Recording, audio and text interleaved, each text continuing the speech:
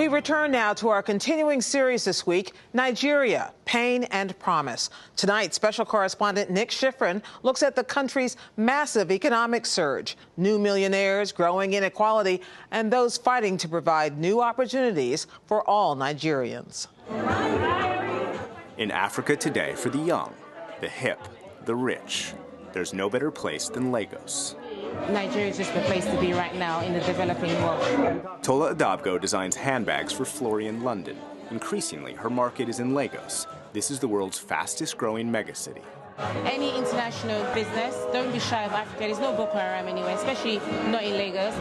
This is a nation of superlatives, Africa's largest population, richest country, and fastest growing economy. I'm very sure that this will be the main hub in Africa when it comes to the luxury goods in near future. Straight from Germany. Straight from Germany. Anurag Shah sells Porsches that cost 600 times the average Nigerian's annual salary. The ultra-rich are growing at a higher percentage here than in the U.S. We have luxury yachts, you have luxury aircraft, you have luxury wristwatches. Every luxury business in Nigeria currently is booming. It's not only the rich. Between now and 2030, the middle class will grow by a factor of 8. Their spending power has made Nigeria the world's largest consumer of Guinness beer. This is what they drink. This is Guinness Monster. That's what I like. Lagos here, you can see many things. This is where you can get what you want. I love Lagos very well. Half the country is under 30. Smart young Nigerians have more money, and they're starting their own businesses. These guys are entering the job market. And so if you don't cater for these guys, there's going to be insecurity for everyone everywhere in the world. Tony Elumelu is one of Africa's richest men. He's trying to build the middle class by investing $100 million of his $700 million net worth in 10,000 young entrepreneurs.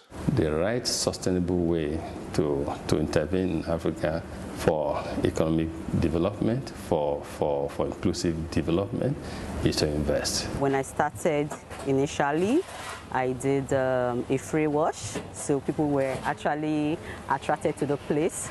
Isaduwa Agboneni is one of Elumulu's first entrepreneurs. She calls herself Nene, as in the founder and lead mechanic of Nene's Auto Care. I was amongst the best 5 in class. I was like, wow, if I can do well amongst the guys, so let me give it a try. Nene's invested $50,000 of her own money. Tony Elumulu's money bought an engine lift and will convert this hole into a proper mechanics pit. It will make her team faster and allow her to hire more people. Doing this type of thing is still going to help the unemployment rate in Lagos. My name is Titus Igwe. My name is Tobias Igwe. We are the Igwe twins. Titus and Tobias Igwe are also Elumelu entrepreneurs. 5 years ago, the twins were mopping floors when their father died suddenly. They taught themselves how to cook. It was a means of survival. We're doing it because we want to survive. Because there was hunger. Hunger is imminent, and there's no way help will come.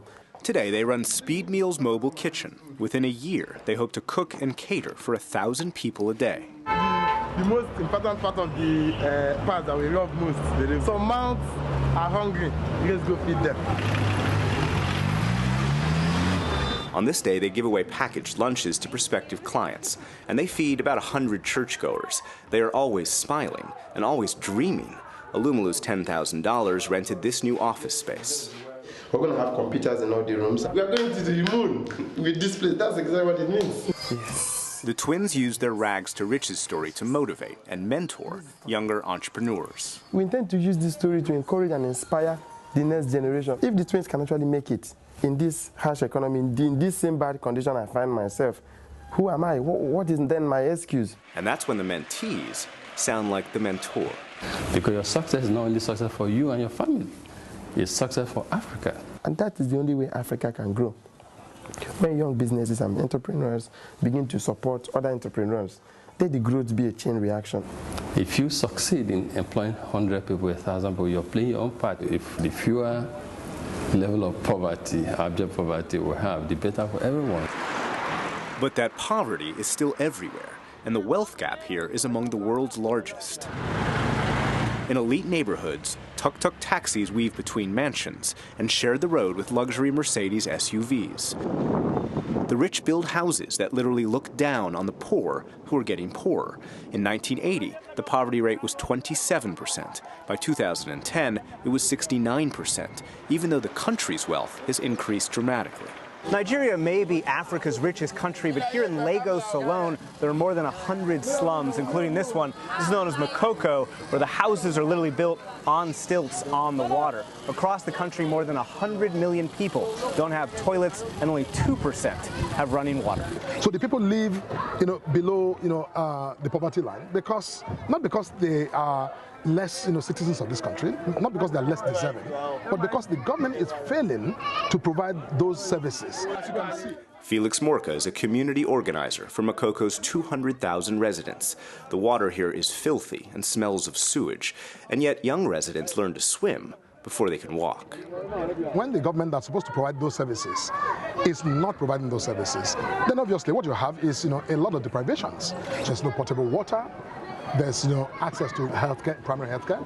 The schools are completely private. There's no official presence in Makoko. Morka accuses the government of rallying around the rich and penalizing the poor. 3 years ago, government-paid thugs tried to drown Makoko so it could be replaced with a fancy boat club. You see a lot of wood stumps sticking out of water. This used to be the foundation of a house. One of the houses that was sliced down by the demolition squad. It was simply an unleashing of violence on the community. While the government targeted Makoko, it endorsed what developers hope becomes Lagos's and Africa's premier address. Nigeria, and specifically Lagos today, is where China was 3 to 4 decades ago. David Frame has lived in Nigeria for 30 years. He hopes Echo Atlantic City is his legacy. Echo Atlantic could be that catalyst to establish Lagos as that financial hub for the entire continent of Africa. In the heart of this iconic city rises the new financial hub of Lagos. Slick promotional videos envision a city of the future. 4 square miles, nearly the same size as Midtown Manhattan, all built on land reclaimed from the Atlantic Ocean, with 140 million tons of sand. Echo Atlantic is Africa's largest construction project. In 10 years, what is all this going to be? All the water that you see from here to the shore will be reclaimed and sand. So this will be part of Echo Atlantic. This is building for the rich on the world's poorest continent. 400,000 people will live and work here. They've already sold nearly every plot without any government money.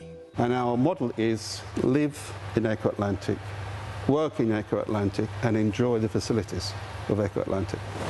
The most important part of Echo Atlantic, in fact, the only reason it can exist, are these rocks. They're called the Great Wall of Lagos, and that is what prevents the Atlantic Ocean from coming in and reclaiming the land. The wall will be 5.5 miles long and weigh 4.5 million tons. It will keep Echo Atlantic dry and keep Lagos safe from erosion. Whatever the ocean can throw at us, and including the projected rises in sea level to the end of the century, this wall will protect Echo Atlantic. Echo Atlantic's chief developer is Gilbert Chagari. He and his family are the embodiment of Nigeria's well-heeled and well-connected. He holds an honorary ambassadorship, and he donated more than $1 million to the Clinton Foundation. 2 years ago, Clinton and Nigeria's most senior politicians christened the new city. They have reclaimed 5 million square meters of land from the sea. This is something I'm telling you, there will be countless numbers of people coming here to study. The construction is not without controversy.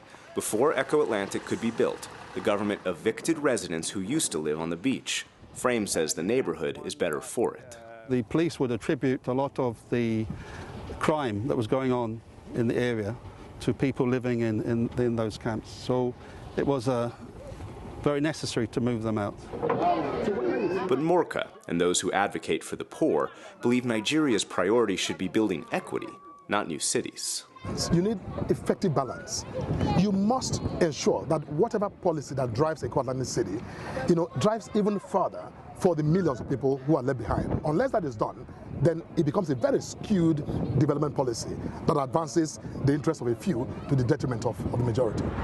In 35 years, there will be more Nigerians than Americans. For so many here, there's so much promise and so much pain.